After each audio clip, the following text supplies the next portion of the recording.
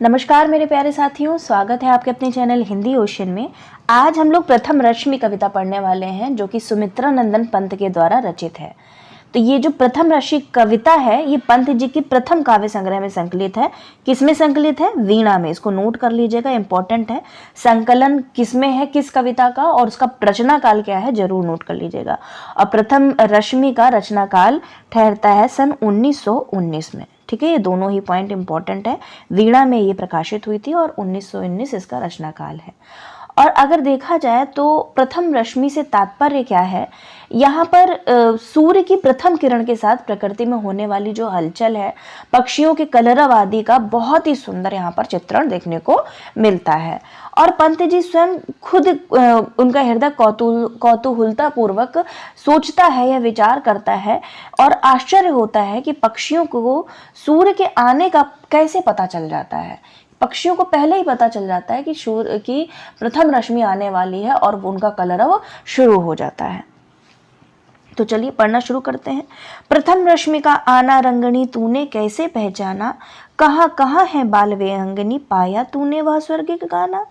सोई थी तू स्वप्न नीड़ में, पंखों के सुख में छिपकर, ऊँग रहे थे घूम द्वार पर, प्रहरी से जुगनू नाना।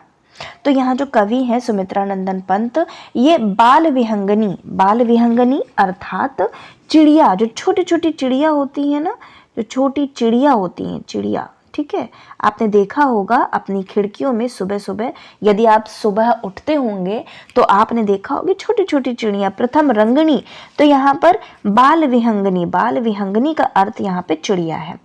और जो भांति भांति का प्रश्न करता हुआ वो पूछता है कि हे अनुरागमयी बाल विहंगनी, तुझे किस प्रकार सुबह की प्रथम किरण के उदय का पता चला, जो उसके आते ही तू तुरंत बोल उठी, अपने मधुर स्वरों में गा उठी।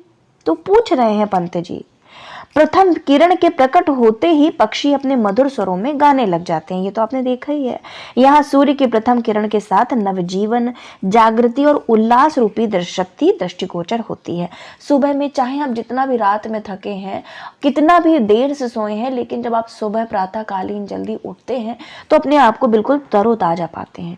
तो वो नवजीवन, जागृति और उल्लास का समय होता है। आधुनिक मानव प्रकृति के करीब न रहने के कारण प्रकृति के रहस्यों से अनजान रहता है। कवि उस छोटी सी चिड़िया से प्राकृतिक रहस्य को बताने का आग्रह करता है। उस बाल विहंगनी के जागने से पहले की अवस्था का वर्णन करता हुआ कवि कहता है कि हे बाल विहंगनी, हे छोटी सी चिड़िया, उस समय तो तुम अपने घोंसले में अपने पंखों की सुखद गर्मी में अपना मुंह छिपाए मधुर स्वप्नों में डूबी सो रही थी। तेरे घोंसले के द्वार पर रात भर घूम घूम कर पहरा देने वाले पहरेदार जो जुगनू है वो थककर आलस्य के कारण ऊँग रहे थे। मतलब जो जुगनू है वो ऊँगते रहते हैं, जुगनू रात को जगते हैं, दिन को सोते हैं। तो वही बता रहे हैं कि जुगनुओं का घूमना बंद हो गया था। क्या जुगनुओं का घूमना बंद हो गया था जो पहरा दे रहे थे? तो यहाँ पर प्रश्नवाचक चिन्ह से बाल विहंगनियों से पूछ रहे हैं। आगे कहते हैं, शशि किरणों से उतर उतर कर भू पर काम रूप नभचर, चूम नवल कलियों का मृदमुख सिखा रहे थे मुस्काना। स्नेहहीन तारों के दीपक श्वास शून्य थे तरु के पात, विचर रहे थे स्वप्न अवनी में तमने था मंडप ताना। कूक उठी सहसा तरुवासिनी, गा तू स्वागत का गाना, किसने तुझको अंतर्यामिनी बतलाया उसका आना। तो यहाँ फिर से पूछते हैं, तो यहाँ देखा जाए तो आगे जो रात्रि के मोहक वातावरण का चित्रण कर रहे हैं पंत जी और कहते हैं कि चंद्रमा की किरणों, शशि किरणों से उतर उतर कर, शशि अर्थात चंद्रमा की किरणों से उतर उतर कर कामरूप नभचर अर्थात मनमाना रूप धारण करके रात के समय विचरण करने वाले मायावी देवता धरती पर उतरकर नव उपवन में सोती हुई नव कलियों के मधुर एवं कोमल मुखों को चूम चूम कर उन्हें मुस्कुराना, प्रणय का व्यापार सिखा रहे थे। अर्थात रात्रि के समय ओस की बूंदें पृथ्वी पर पड़ रही थी। ओस की बूंदें देवता आदि के निवास स्थान आकाश से धरती पर आती हैं एवं नई कलियों को जगाकर मुस्काना, खिलना सिखाते हैं। तो यहाँ कवि आगे कह रहे हैं कि मादक वातावरण का यहाँ पर वातावरण का वर्णन करते हैं पंत जी और कहते हैं सूर्योदय से पूर्व तारों की ज्योति मंद हो जाती है अर्थात फीकी पड़ जाती है तथा हवा का चलना बंद सा हो जाता है। उस स्थिति की ओर संकेत कर कवि कहता है कि तारागणों रूपी दीपकों का तेल समाप्त हो जाने से वृक्षों के पत्ते श्वास रहित थे अर्थात निश्चल हो उठे थे। गहरी नींद में धरती के प्राणी स्वप्न जगत में विचरण कर रहे थे अर्थात स्वप्न देख रहे थे। अंधकार सारी धरती पर चारों ओर अपना मंडप तान कर खड़ा था। कौन? आकाश, अर्थात अंधकार छाया हुआ था। ठीक है, तो यहाँ पर वही पूछ रहे हैं कि वृक्ष पर रहने वाली बाल विहंगनी से कवि यहाँ पे वही पूछ रहे हैं कि हे बाल विहंगनी, ऐसे शांत एवं स्तब्ध वातावरण में तो सूर्य की प्रथम किरण के स्वागत में गीत गाती हुई सहसा कूक उठी थी।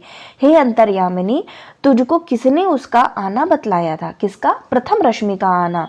अर्थात सारा विश्व नींद की प्रगाढ़ता के कारण मनोहर स्वप्नों में डूबा हुआ था, चारों ओर अंधकार व्याप्त था। ऐसे वातावरण में हे तरुवासिनी, मतलब तरुवासिनी जो पेड़ों पर निवास करती है, चिड़िया, तू सहसा स्वागत गीत गाती हुई कैसे कूक उठी? तुझे प्रथम किरण का आना किसने बताया तथा हे दूरदर्शिनी, तुझे यह रहस्य कैसे ज्ञात हुआ? तो आप देखते हैं, आप तो चिड़ियों की आवाज से सुने कि ना सुने, आपके बगल में भोपू भी रख दिया जाएगा तो भी नहीं उठेंगे सुबह जल्दी। ठीक है, और ये समझ लीजिए प्रकृति का रहस्य है। जितने भी साधु संत हैं ना, जो आज की डेट में आप लोग सोचते हैं अरे वो ऐसे ही हैं, ब्रह्म मुहूर्त का अगर आपने रहस्य जान लिया और उस वक्त पर उठकर जो भी आपको जीवन में प्राप्त करना उस समय आपने करना शुरू कर दिया, तो ये मैं लिख करके देती हूँ कि वो आपको बहुत जल्द ही प्राप्त हो जाएगा। कोई भी समस्या हो, ब्रह्म मुहूर्त में उठिए और पढ़िए। अगर आप विद्यार्थी हैं तो आप पढ़िए, आप गृहिणी हैं तो आप जो भी कार्य करती हैं। कुछ स्त्रियों को पूरा दिन, मैं भी एक गृहिणी हूँ, मैं भी पूरा का पूरा काम करती हूँ घर का और उसके बाद अपने बच्चे को भी देखती हूँ और साथ ही साथ आप लोगों को पढ़ाती भी हूँ। तो कोशिश मेरी ये रहती है कि मैं किस तरीके से जल्दी समय से उठ करके अपने सारी जो नित्य क्रियाएं हैं उनको समाप्त करके आपको पढ़ा सकूं। लेकिन कुछ जो मजबूर हैं आदत से, उनको समय ही नहीं मिल पाता है। पूरा दिन वो कहती हैं मुझे काम करना पड़ता है, घर परिवार देखना है, बच्चे देखने हैं, तो उसी में समय व्यतीत हो जाता है। लेकिन खुलकर सामने किसी दिन आऊंगी आपको और ये बतलाऊंगी कि प्रकृति का रहस्य अगर आपने जान लिया तो 24 घंटे प्रत्येक मनुष्य को मिलते हैं। उस प्रत्येक मनुष्य को यही जानना चाहिए कि मैं किस प्रकार से अपने जीवन को अच्छा बना सकता हूँ और किस प्रकार अपने जीवन को खुलकर एंजॉय, खुलकर आनंद प्राप्त कर सकता हूँ। जिंदगी बहुत छोटी सी है, चाहे तो इसको दुख के साथ में बिता दीजिए, चाहे तो हर दुख में भी खुशी ढूंढ लीजिए, वो आपके ऊपर निर्भर करता है। ठीक है, तो मेरी छोटी सी रिक्वेस्ट है, जो विद्यार्थी हैं आपका ही समझ लीजिए गोल्डन टाइम है, स्वर्ण काल है आपके जीवन का। तो इस स्वर्ण काल का जितना आप लाभ उठा पाएंगे उतना आपके लिए अच्छा होगा। और अगर आप विद्यार्थी और आपने सुबह उठना स्टार्ट कर दिया और अपनी जो भी आपका जीवन में गोल है, उद्देश्य है, उस उद्देश्य के प्रति आप जी जान से लग जाते हैं, उसको अपनी कॉपी में लिख लीजिए कि मेरा ये उद्देश्य, मुझे सन 2024 में ये उद्देश्य पूरा करना ही करना है। तो मैं लिख के देती हूँ 6 से 8 महीने लगेंगे। अगर ब्रह्म मुहूर्त में आप उठ करके अच्छे से तैयारी करते हैं तो आपका पेपर क्लियर हो जाएगा। ठीक है, चलिए आगे बताते हैं। आपको बताते बताते मैं अलग ही उसमें चली गई, लेकिन ये जीवन का रहस्य है। क्योंकि पंत जी ने यहाँ पर बाल विहंगनियों से पूछा है, चिड़ियों से पूछा है, तो मैंने भी बतलाया कि किस प्रकार से आप अपने जीवन को परिवर्तित कर सकते हैं और साथ ही साथ अपने जीवन को एक नई दिशा दे सकते हैं। निकल सृष्टि के अंध गर्भ से छाया तन बहु छायाहीन चक्र रच रहे थे, खल निश्चर चला कुहुक टोना माना। छिपा रही थी मुख शशि बाला, निशि के भ्रम से हो श्रीहीन। कमल क्रोड ने बंदी थी अली, कोक शोक से दीवाना। मूर्छित थी इंद्रियां, स्तब्ध जग जड़ चेतन सब एकाकार। शून्य विश्व के उर में केवल सांसों का आना जाना। तूने ही पहले बहुदर्शनी गाया जागृति का गाना, श्री सुख सौरभ का नव चारणी गूंथ दिया ताना बाना। तो यहाँ पर तो क्या बताते हैं पंत जी कि ब्रह्म मुहूर्त के शांत वातावरण के चित्रण को आगे बढ़ाता हुआ कवि उस बाल विहंगनी को संबोधित करता हुआ कहता है। क्या कहता है? यहाँ से पढ़ा था ना हम लोगों ने, स्नेहहीन नहीं, निकल सृष्टि, यहाँ से निकल सृष्टि के अंध गर्भ से। तो पूछ रहे हैं कि ब्रह्म मुहूर्त के शांत वातावरण, ब्रह्म मुहूर्त कितने बजे होता है? 3 बजे से 4 बजे के बीच आपका जो सुबह का समय होता है वो ब्रह्म मुहूर्त कहलाता है। इस समय यदि आपकी आँख खुलती है और आप जा कर के उठते हैं और जो नित्यक्रिया होती है प्राकृतिक, जिसको हम लोग नेचुरल कॉल कहते हैं, वहाँ जाकर के अपना फिर आकर के बिस्तर पे सो जाते हैं, तो वो बहुत ही गलत समय होता है आपके सोने का। यदि आपको भगवान इशारा कर रहे हैं और आपकी 3 से 4 बजे आँख खुल रही है और आप उठ रहे हैं, तो आप ये समझ लीजिए कि दोबारा जाकर के आपको अपनी शैया नहीं पकड़नी है, दोबारा से नहीं सोना है और उस वक्त ऐसा काम करना है जो आपको, आपके चित्त को आनंद प्रदान करे। आपको पढ़ना है तो पढ़िए, आपको कुछ घरेलू काम करने हैं वो करिए, आपका जो भी जीवन का उद्देश्य है उस उद्देश्य को करने में लग जाइए। तो मैं ये लिख कर कह सकती हूँ कि अगर 2 से 3 घंटा आपने सुबह अपने आप को देना शुरू किया तो निश्चित रूप से आपको बाकियों से ज़्यादा समय मिलेगा और अपने लक्ष्य के प्रति आप जल्दी पहुँच जाएंगे। ठीक है, तो यहाँ पे वही ब्रह्म मुहूर्त के शांत वातावरण के चित्रों को आगे बढ़ाता हुआ जो पंत जी हैं वो कहते हैं, बाल विहंगनी को संबोधित करते हुए कह रहे हैं कि रात के इस अंतिम पहर में निकल सृष्टि के अंधगर्भ से, कि रात के इस अंतिम पहर में संपूर्ण संसार में छाए घोर अंधकार के भीतर से छाया के समान अस्पष्ट रूप वाले और बिना छाया वाले रात के समय विचरण करने वाले भूत प्रेत राक्षस आदि चारों ओर अपनी माया और जादू टोने द्वारा विविध प्रकार के कुचक्र रच रहे थे। आपने देखा भी होगा कि जो ब्रह्म मुहूर्त के समय से पहले का जो समय होता है उसमें ज्यादातर ये भूत प्रेत राक्षस आदि ज़्यादा रहते हैं और ये इनका पीक पॉइंट भी होता है। तो वही वो पूछ रहे हैं कि माया और जादू टोने द्वारा विविध प्रकार के कुचक्र रच रहे थे तथा अनेक प्रकार के कुकर्म कर रहे थे। रात्रि के अनवरत परिश्रम से चंद्रमा रूपी सुंदरी की मुख कांति श्रीहीन अर्थात निष्प्रभ हो उठी थी, जिसके कारण वह अपना मुख छिपा रही थी। अर्थात चंद्रमा का प्रकाश प्रभात होने पर फीका पड़ने लगा था।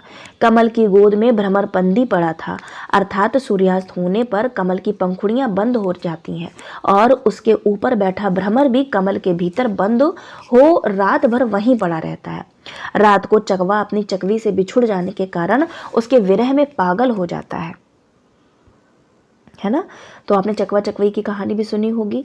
तो निद्रा के कारण संसार के सारे प्राणियों की इंद्रियां स्तब्ध अर्थात निष्क्रिय होकर शांत पड़ी रहती हैं। सारा जग मानो स्तब्ध सा निश्चल होता रहता है तथा उस वक्त संसार की जड़ एवं चेतन वस्तुएं एक रूप हो रही थीं, अर्थात चेतन प्राणी भी निद्रा में मग्न होने के कारण जड़ के समान प्रतीत हो रहे थे।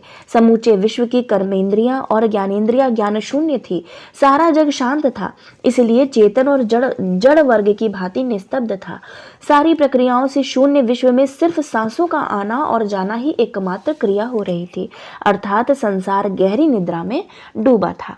तो यहाँ कवि आगे कह रहे हैं कि हे बाल विहंगनी, सब कुछ देख लेने के वाली तूने ही ऐसे शांत वातावरण में पहले जागृति का गीत गाना प्रारंभ किया था। तूने अपने अंतर्ज्ञान द्वारा उषा के आगमन का आभास पाकर अपने मधुर कलरव द्वारा संसार को निद्रा त्याग कर जागने का संदेश दिया था तथा तूने अपने उस जागरण गीत द्वारा सारे जग में सौंदर्य, सुगंध एवं सुख का ताना बाना बुन दिया था। अर्थात आकाश में विचरण करने वाली उस चिड़िया ने अपने उस कलरव संगीत द्वारा संसार को जाग उठने का संदेश देकर सारे विश्व में चेतना उत्पन्न कर दी थी। कवि यहाँ निराश आलसी भारतीय युवकों को जगाने का संदेश देता है चिड़ियों के माध्यम से, बाल विहंगनियों के माध्यम से, कि तुमको किसने बताया, तुम तो अंतर्यामिनी हो, दूरदर्शिता हो, तुमको कैसे पता चला। तो यहाँ पर जो पंत जी हैं वो आलसी भारतीय नवयुवक कौन है, हम ही सब लोग नवयुवक में चेतना और एवं जागृति जिनमें नहीं आ पाई है भारतीयों में अब तक, वे गुलाम बने रहेंगे तथा उनके जीवन में कभी भी प्रभात ना होगा और ना ही सूर्य की किरणें अर्थात उन्नति की किरण उन्हें स्पर्श करेगी। तो होता है ना, प्रथम रंगणी तूने कैसे पहचाना, जो प्रभात की प्रथम रश्मि होती है, प्रथम किरण होती है, वो हम सब के लिए बहुत लाभकारी होती है। अगर उन सूर्य का आपने हंसते हुए दोनों हाथ खोल के स्वागत किया, दोनों हाथ जोड़कर प्रणाम किया सूर्य भगवान को, तो बहुत अच्छी ये चीज आपके लिए भी होती है और आपके शरीर के लिए भी फायदेमंद होती है। आगे है, निराकार तुम मानो सहसा ज्योतिपुंज में साकार, बदल गया द्रुत जगत जाल में धर कर नाम रूप नाना। सिहर उठे पुलकित द्रुमदल, सुप्त समीकरण हुआ अधीर, झलका हास कुसुम अधरों पर, हिल मोती का सा दाना, खुले पलक फैली सुवर्ण छवि, खिली सुरभि डोले मधुबाल, स्पंदन कंपन ओ नवजीवन, सीखा जगने अपनाना। प्रथम रश्मि का आना रंगनी, तूने कैसे पहचाना, कहाँ कहाँ है बाल विहंगनी, पाया यह स्वर्गिक गाना। तो यहाँ पर निराकार तुम जानो सहसा, तो कवि रात के आकारहीन अंधकार के समाप्त हो जाने के बाद चतुर्दिक छा जाने वाली ज्योतिपुंज अर्थात सूर्य की किरणों से प्रकाशित वातावरण का वर्णन करता हुआ उस बाल विहंगनी, उस छोटी सी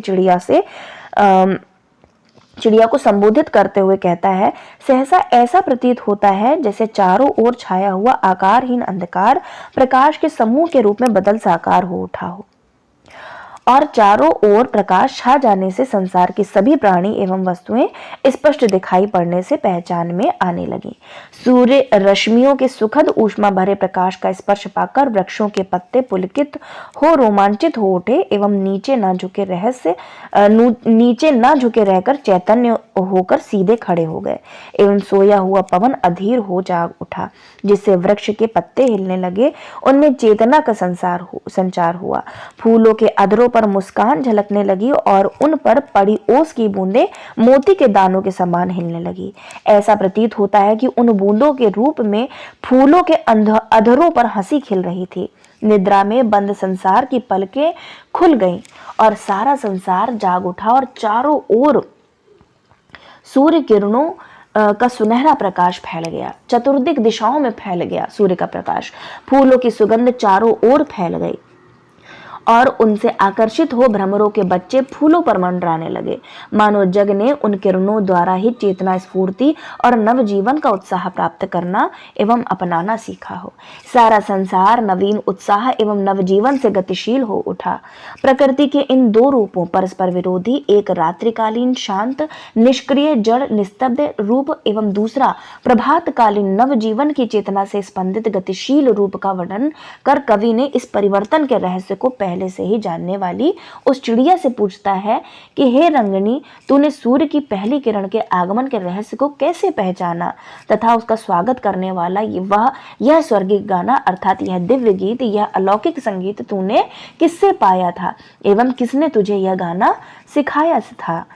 तो अगर यही कविता देखी जाए तो इस कविता में बाल विहंगनी नवचेतना एवं आलस्य के त्याग का प्रतीक है। ठीक है, चिड़िया को नवचेतना आकर के चू चू चू चू करती हैं। सुबह का किसी के मोबाइल में रिंगटोन भी लगी होती है। सुबह का जो वातावरण होता है, चिड़ियों की चहचहाहट, हवा की आवाज, समुद्रों की आवाज, पेड़ के हिलने की सनसनाहट, है ना, लेकिन फिर भी अलार्म बंद किया और सो गए, है ना। तो वही यहाँ पर पंत जी एक तरीके से देखा जाए तो हम सब नवयुवकों को भी जगाने का प्रयास कर रहे हैं। मनुष्य प्रकृति से दूर रहने के कारण अपनी प्राकृतिक शक्ति को खो बैठा है। कवि यहाँ आधुनिक मनुष्य को प्राकृतिक शक्ति अर्जित करने की प्रेरणा देता है तथा भारतीय नवयुवकों को कर्मशील होने एवं आलस्य को त्याग कर उज्जवल जीवन बिताने का संदेश देता है। ठीक है, तो ये कविता यहाँ पे समाप्त होती है। छोटी सी कविता थी, परिवर्तन कविता काफी बड़ी थी, 1 घंटे 1.5 घंटे लग गए थे उसका व्याख्या करते करते, परंतु सभी सिलेबस में लिखी हुई हैं आपकी ये कविताएं, इनको अच्छे से पढ़िए। और जैसे कि मैंने बताया प्रथम रश्मि का आना, ये प्रथम रश्मि जो कविता है 1919 में इसका रचना काल है और किसमें प्रकाशित हुई थी, वीणा में। तो इस प्रकार से याद रखिएगा कि जब सूर्य की पहली किरणें आती हैं तो वीणाएं बज उठती हैं, इस प्रकार से याद कर लीजिए, भूलेंगे नहीं। ठीक है, तो ये छोटी छोटी ट्रिक्स आप अपने मन में बना लिया करिए। आप किस प्रकार से याद कर सकते हैं वो आपके ऊपर निर्भर करता है। ठीक है, तो याद करने वाला अब तो आप बड़े हो गए, किसी से भी किसी चीज से भी आप रिलेट कर लीजिए। ठीक है, अब अगली कविता जो रहेगी वो रहेगी द्रुत झरो जगत के जीर्ण पत्र। इसके बाद में आपकी ये सुमित्रानंद पंत की तीनों कविताएं समाप्त हो जाएंगी।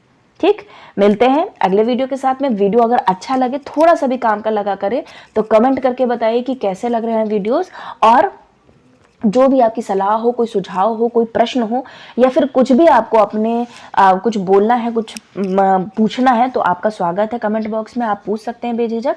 और साथ ही साथ आप लाइक जरूर कर दिया करिए वीडियोस, ताकि इसी तरीके से मैं मेहनत आपके लिए करते रहा करूं। मिलते हैं अगले वीडियो के साथ में, तब तक सभी अभ्यर्थियों का हृदय की गहराई से प्रेमपूर्वक धन्यवाद।